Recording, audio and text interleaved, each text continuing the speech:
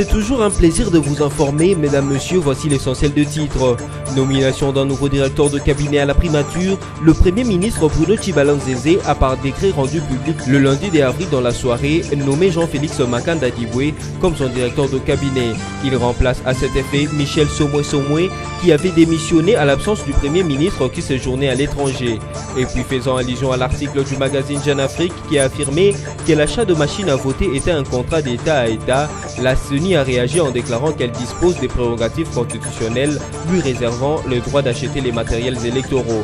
Par conséquent, l'achat de machines à voter n'est ni de près ni de loin un contrat entre la RDC et la Corée du Sud, mais un contrat entre la CENI RDC et une société sud-coréenne. Enfin, l'ex-épouse de Nelson Mandela, Winnie Madikizela Mandela, est décédée à l'âge de 81 ans. L'infatigable combattante de l'apartheid a souffert d'une longue maladie qui l'a conduit à cette mort. Les obsèques officielles lui seront rendues le 14 avril prochain à Johannesburg. À peine revenu au pays, le Premier ministre Bruno Tshibala-Nzeze a commencé à rétablir l'ordre au sein de la primature. Cela en nommant par un décret rendu public le lundi 2 avril dans la soirée Jean-Félix Makanda Diboué comme nouveau directeur de cabinet en remplacement de Michel Somoué. Jean-Félix Kamanda est un homme versé dans les activités de l'Église. Il est pasteur et missionnaire de la mission pentecôtiste et évangélique au Congo. Il a très tôt reçu Jésus-Christ comme son Seigneur et Sauveur et il a commencé son ministère en 1994 à Lubumbashi avant d'aller dans d'autres villes du Congo. Pour rappel, depuis la démission de Michel Somoué au poste de directeur de cabinet du Premier ministre, c'est Jean-Félix Kamanda qui en a eu à assumer l'intérim à ce poste jusqu'à sa nomination. Notez en plus qu'outre Félix Kamanda, d'autres membres du cabinet du Premier ministre ont aussi été promus. La Commission électorale nationale indépendante, CENI, dispose des prérogatives constitutionnelles qui lui sont reconnues. L'acquisition des matériels électoraux dépend de la seule compétence de la CENI et non du gouvernement congolais avec un autre d'ailleurs. Ces propos sont du directeur de la communication de la CENI, Jean-Baptiste Itipo. Il voulait ainsi dissiper les malentendus qu'il y a eu à propos de l'implication de l'État coréen et congolais dans l'achat des machines à voter. Il a été joint par la rédaction du Bureau stratégique des communications télévision. Le premier élément, c'est que l'opinion doit comprendre que la CENI dispose des prérogatives constitutionnelles qui lui sont reconnues, notamment à l'article 211 de la Constitution qui stipule que la Commission électorale nationale indépendante est chargée de l'organisation du processus électoral, des opérations de vote, du dépouillement et de tout référendum.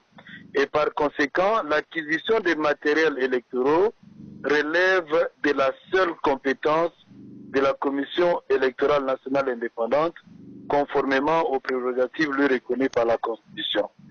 De deux, la CENI rappelle qu'en 2006 et 2011, et pour le prochain scrutin, les choix des fournisseurs n'ont aucunement été influencés par les décisions politiques État à État, mais plutôt sur base de l'expertise et du cahier des charges défini par la CENI. Ainsi, les marchés conclus entre la CENI RDC et l'entreprise sud-coréenne n'est pas un marché d'État à État. C'est un marché entre la CENI et une entreprise sud-coréenne. Et si vous regardez dans les communiqués du gouvernement qu'on attribue au gouvernement sud-coréen, le gouvernement dit qu'il ne dispose même pas des moyens légaux, n'est-ce pas, pour contraindre l'entreprise à arrêter déjà un marché conclu avec un partenaire extérieur. Aussi, toute prise de position diplomatique d'un quelconque État sur les contrats signés avec la CENI ne peut influer sur les décisions prises avec les entreprises. Publié par Jeune Afrique, l'article qui a fait écho de cette affaire évoque aussi la rupture entre la CENI RDC et l'Association mondiale des organes de gestion des élections. Faux et archi-faux, rétorque Jean-Baptiste Itipo. La CENI RDC continue bel et bien à bénéficier des appuis de cette commission. EWEB, c'est vrai, c'est une association mondiale des commissions électorales à travers le monde. Et la CENI RDC, jusqu'à preuve du contraire, est membre de EWEB. Et nous continuons à bénéficier, n'est-ce pas, des appuis divers de cette association, notamment dans le domaine de la formation, notamment dans le domaine logistique, parce que nous avons obtenu un appui en termes de matériel récemment de cette association des commissions électorales à travers le monde qui est pilotée par la Corée du Sud. Et donc, il y a des collègues qui vont fréquemment en formation en Corée du Sud. Nous-mêmes, nous y avons été à 2 reprises, une fois par EWeb et une autre fois par une autre structure. Le chargé des communications de la CENI a aussi fait savoir que la machine à voter n'est pas une invention sud-coréenne, contrairement à ce que l'article de Jeune Afrique a affirmé. Il est bel et bien le fruit de l'intelligence artificielle congolaise. Mais ne disposant pas des entreprises qui produisent des ordinateurs en RDC, les Sud-Coréens ont été sollicités pour fabriquer ces ordinateurs, a conclu Jean-Baptiste Itipo, directeur de la communication de la CENI. Les partis du peuple pour la reconstruction et la démocratie PPRD annoncent son congrès pour les prochains jours. C'est ce qu'a déclaré le secrétaire permanent du parti Ramazani Shadari lors de son meeting le lundi 2 avril 2018 à la foire internationale de Kinshasa-Fikine. Ces assises n'auront rien de routine parce que le PPRD est en pleine mutation, a souligné Ramazani Shadari. Le secrétaire permanent du PPRD a installé un nouveau comité exécutif du district de Moamba, à l'instar du district de Tchangou, Funa et Lukunga. Et celui de Moamba sera présidé par Madame Fatouma Djouma. L'objectif de cette mutation reste le même, c'est celui de préparer les élections du 23 décembre prochain. Ramazani Shadari précise en outre que le prochain congrès du PPRD s'y tiendra à Moamba, un district qui regroupe les communes de Limete, Lemba, Matete, Ngaba et Kisanso. Alors que l'on plaide pour le respect et la protection de la femme, une autorité congolaise sur le banc des accusés pour viol.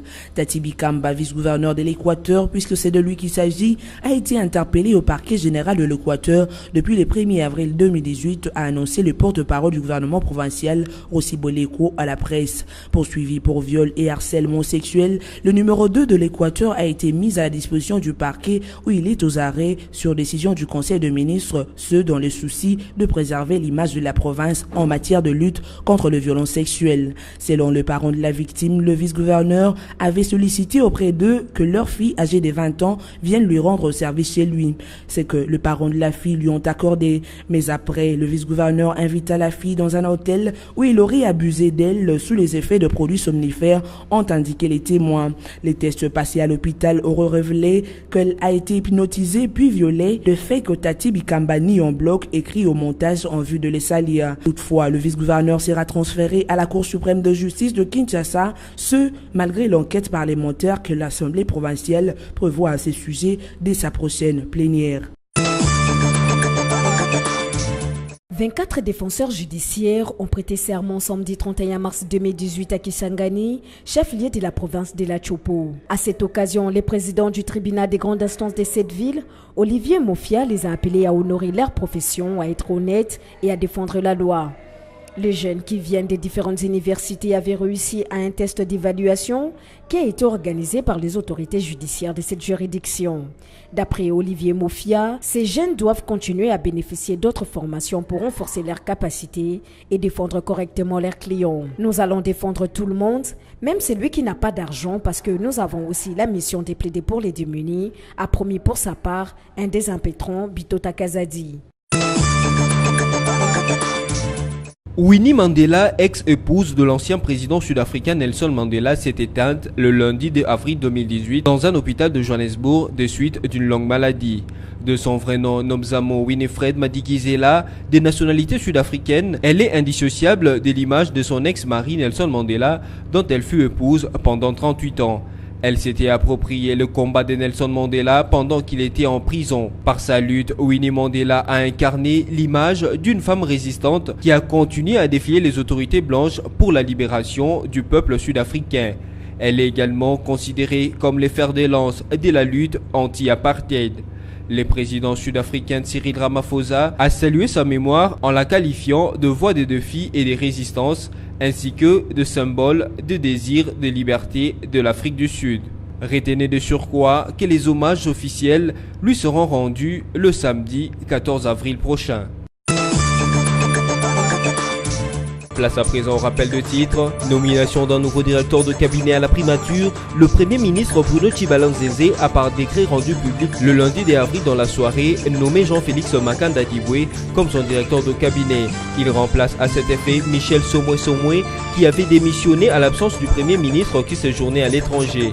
Et puis faisant allusion à l'article du magazine Jeune Afrique qui a affirmé que l'achat de machines à voter était un contrat d'État à État, la CENI a réagi en déclarant qu'elle dispose des prérogatives constitutionnelles lui réservant le droit d'acheter les matériels électoraux.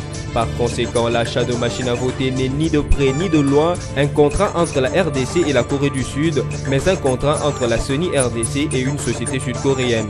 Enfin, l'ex-épouse de Nelson Mandela, Winnie Madikizela Mandela, est décédée à l'âge de 81 ans. L'infatigable combattante de l'apartheid a souffert d'une longue maladie qui l'a conduit à cette mort. Les obsèques officielles lui seront rendues le 14 avril prochain à Johannesburg. Ainsi s'achève cette session d'information. Merci à vous de l'avoir suivi et restez avec nous.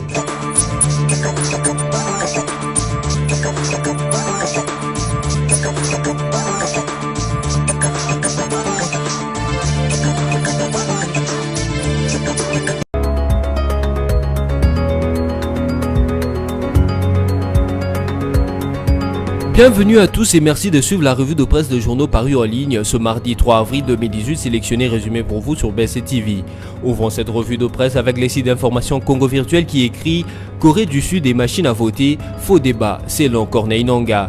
La revue Jeune Afrique en format papier a publié dans sa toute dernière édition un entreflet faisant état des réserves de l'ambassadeur sud-coréen à Kinshasa sur la fourniture à la CENI de la machine à voter fabriquée par une entreprise sud-coréenne.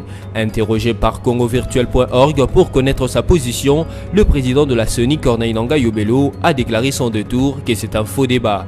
Corneille Nangaa rappelle qu'en son temps, la CENI s'était fait fournir, après passation de marché, les kits électoraux pour l'identification et enrôlement des électeurs par la firme Gemalto, qui est une société de droit français basée à Laval. En son temps, la classe politique ainsi que les partenaires extérieurs avaient également des options divergentes quant à la confiance à accorder à la CENI, mais on n'avait jamais enregistré une réaction du gouvernement français par rapport à la fourniture de kits électoraux dont la technologie d'enregistrement d'empreintes biométriques a été utilisée pour la première fois en RDC. Une façon donc d'indiquer que dans ces passations de marché, les positions officielles ou officieuses d'État n'ont aucun impact sur le travail de la CENI, conformément à son expertise et à ses engagements pour l'organisation des élections dans les délais voulus. Poursuivons cette revue de presse avec Forum des As qui titre sa une « Après l'UDPS, le PPRD annonce son congrès ». Entre des déclarations pour galvaniser le nombreux militants qui ont pris d'assaut la foire internationale de Kinshasa-Fikine, Emmanuel Shadari a lâché que son parti tiendra son congrès dans les jours qui viennent pour fixer l'opinion sur son avenir. Ces assises n'auront rien de routine, premièrement parce que le PPRD est en pleine mutation. D'un parti ménagé par un secrétaire général sous l'autorité de son initiateur, la formation de l'avenue Pumbu va devenir un mouvement dirigé par un président assisté par un vice-président.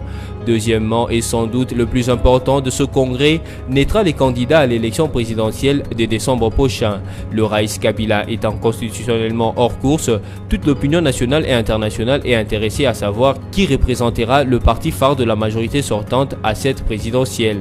En d'autres termes, qui sera le dauphin de Joseph Kabila?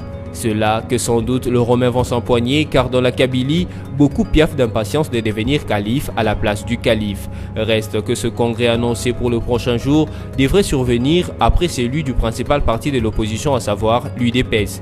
Là aussi, toute proportion gardée, il était question de désigner les successeurs de la figure mythique de ce parti. C'est chose faite avec la brillante élection de Fachi.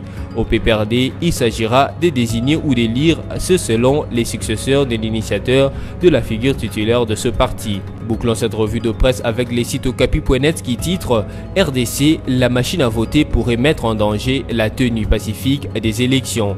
Le recours à la machine à voter par la Commission électorale nationale indépendante CENI pourrait mettre en danger la tenue pacifique et ordonnée des élections, a averti le gouvernement de la Corée du Sud par les billets de son ambassade à Kinshasa dans un document parvenu à Radio Okapi publié le lundi 2 avril 2018. Les machines à voter que compte utiliser la CENI dans la tenue de prochains scrutins sont fabriquées en Corée du Sud. Une organisation coréenne sans but lucratif, AWEB, a apporté son soutien technique à la Commission électorale de la RDC en rapport avec l'utilisation de ces machines. Mais la Corée du Sud précise que cette organisation a rompu ce lien avec le Congo suivant la position du gouvernement coréen. Le gouvernement coréen indique avoir expliqué aux fabricants de ces machines les risques potentiels en cas d'exportation de ces machines. Le gouvernement coréen reconnaît néanmoins qu'il n'y a aucun moyen légal de coercition sur le fabricant de ces machines, mais il indique qu'il va poursuivre les concertations avec d'autres pays de la communauté internationale intéressés par la situation de la République démocratique du Congo. Ainsi s'achève cette revue de presse. Merci à vous qui l'avez suivi et à la fois prochaine.